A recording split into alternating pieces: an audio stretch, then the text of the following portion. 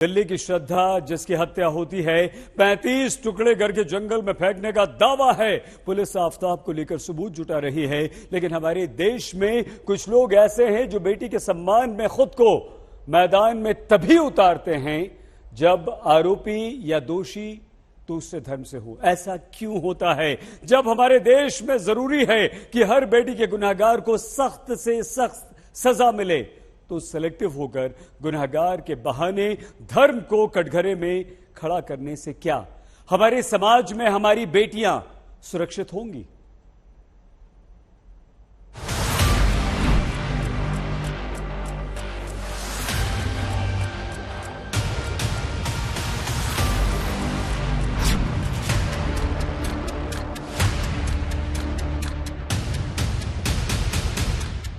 देश में महिलाओं से अपराध की जब सबसे बड़ी दस्तक देती खबर आई, पुलिस उसमें अब तक महरौली के जंगलों में शवों के टुकड़े श्रद्धा की तलाश रही। पुलिस अभी खोज रही है कि आफताब ने जिस आरी से शवों के टुकड़े टुकड़े किए वो आरी कहां है। पुलिस अभी रिमांड में लेकर आफताब को वो हर सबूत तलाश रही है ताकि श्रद्धा को इंसाफ कानून के जरिए मिले।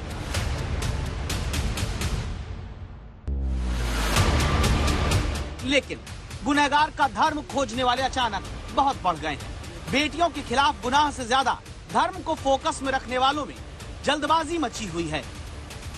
हिंदू बेटियों को शिकार कर रही है और ये बोटी बोटी काट के जो फ्रिज में रख रही है, ये जिहादियों का सरेआम हमें ना सर काटना जानते हैं, लेकिन हमें हमारा धर्म ये नहीं सिखाता है।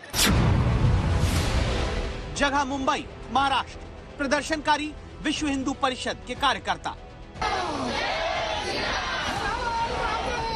एक बेटी के साथ नृशंसता और बर्बरता की सीमा पार कर देने वाले अपराधी को धर्म के आधार पर चिन्हित करने की होड़ मच गई।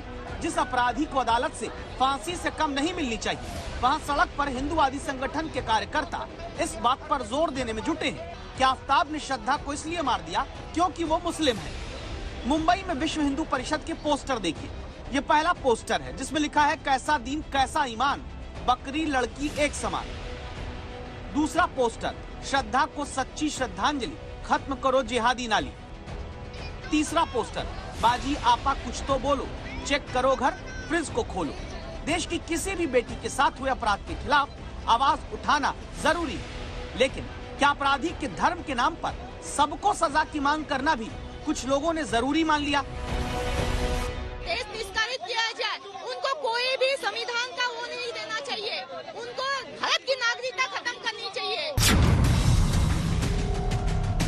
जगह नागपुर, महाराष्ट्र। प्रदर्शनकारी विश्व हिंदू परिषद के कार्यकर्ता फांसी दो, फांसी दो, फांसी दो, श्रद्धा के सम्मान में उनका वही मिलेगा। नागपुर के इस प्रदर्शन में हाथ में लिए गए इस पोस्टर को पढ़िए, जिसमें महिलाओं से अपराध के दोषियों को फांसी की सजा देने की मांग होती है। सख्त सजा की मांग करना जरूरी है, लेकिन फिर एक नजर पोस्टर पर पड़ती है। बाएं से पहला पोस्टर जिसमें लिखा होता है कि जागो हिंदू लड़कियों, आपका आफताब भी ऐसा है। ये पोस्टर पकड़ने वाली महिला का नाम है रोशनी। ये विश्व हिंदू परिषद से जुड़ी नागपुर की मंडल संयोजिका है।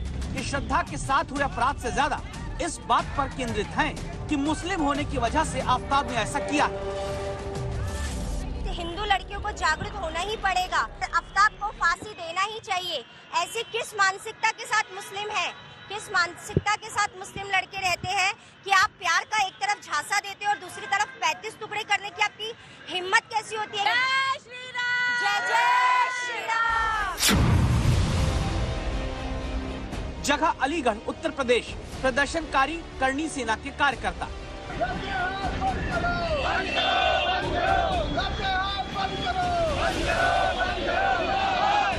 श्रद्धा की तस्वीर एक तरफ, आफताब को फांसी पर लटका दिखाती तस्वीर दूसरी तरफ, और फिर नारे लगते हैं।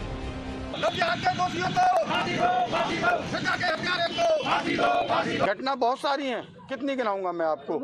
अभी प्रमुख घटनाओं में अभी आप श्रद्धा हत्याकांड को ले लीजिए। आफताब नामक युवक द्वारा श्रद्धा नामक युवती की 35 टुकड़े कर बर्बरता पूर्वक हत्या कर दी गई। लखनऊ में निधि गुप्ता की हत्या कर दी गई सूफियान द्वारा।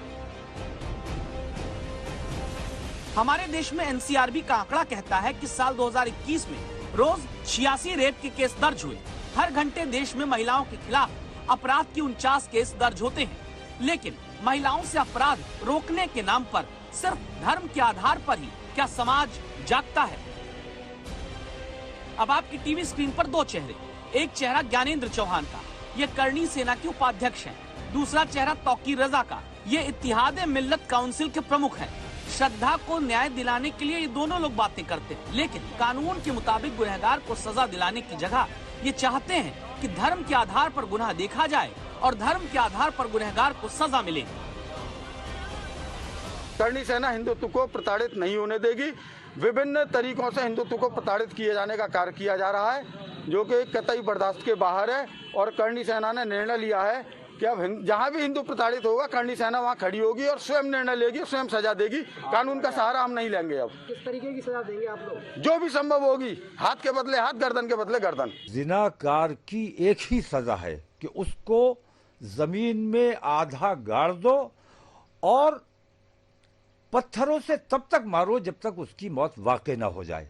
और मैं हिंदुस्तान की हुकूमत से, हिंदुस्तान की अदलिया से भी ये मांग करता हूं कि ऐसी सजा एक बार देकर देखो। आफताब को वो सजा देकर देखो। आफताब की कार्रवाई मुकम्मल करने के बाद, सजा तय होने के बाद आफताब को हमारे हवाले करो। हम उसको सरेआम सजा देना चाहते हैं, क्योंकि वो हमारे देश का भी मुजरिम है और खास तौर से वो मुसलमानों का मुजरिम है। उसने मुसलमानों का सर झुकाने का काम किया है।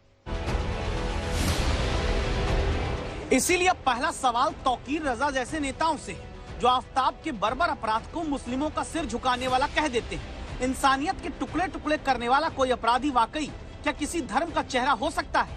भारत में जहां न्याय की अपनी एक प्रणाली है, संविधान है, वहां तालिबानी कानून की वकालत क्यों करते हैं? जिस तालिबानी कानून की मांग तौकीर रजा भारत में करते हैं, उस तालिबान के शासन में क्या महिलाएं सुरक्षित हैं?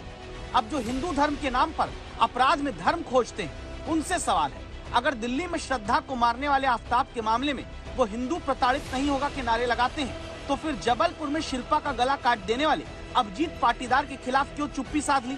क्या आफताब मारेगा तो धर्म के नाम पर इंसाफ चाहिए, लेकिन अभिजीत मारेगा तो धर्म के नाम पर बेटी के लिए इंसाफ की मांग करने वाला कोई प्रदर्शन नहीं होगा?